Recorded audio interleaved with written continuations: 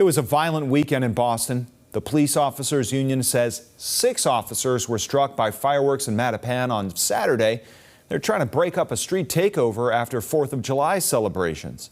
And just hours later, there were 5 shootings in Roxbury and Dorchester. 2 people were killed, 11 others hurt.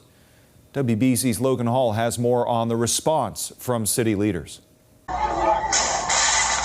Fireworks launched at Boston police officers at what the Patrolmen's union is calling a street takeover in Mattapan on the 4th of July. They could be as small as a firecracker, and other times they're throwing M80s or something worse. So I'm not quite sure what that was in the video, whether it was thrown, planted, shot at them, but the video speaks volumes. Officers were hurt. The next day, Franklin Hill Avenue still littered with debris and empty boxes of fireworks. President of the Boston Police Patrolmen's Association, Larry Calderon, says Saturday night was another example of violent crimes across the city. Here's how a veteran officer described it to him. This was the most horrific night that he has experienced in his 14 and a half years as a Boston police officer working midnights.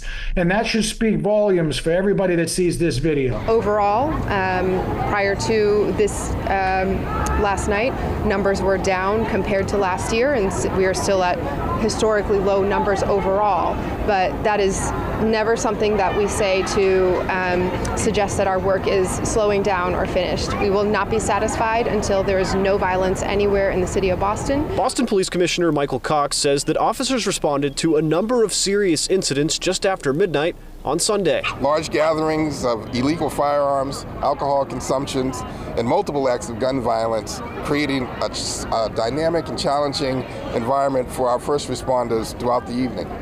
Calderon tells us that 3 of those officers who were injured in that street takeover were taken to a nearby hospital, have since been released, and are expected to make a full recovery. The Boston Police Department is also asking for the public's help in finding those responsible for the shootings over this holiday weekend. Reporting at Boston Police Department's headquarters, I'm Logan Hall, WBZ News.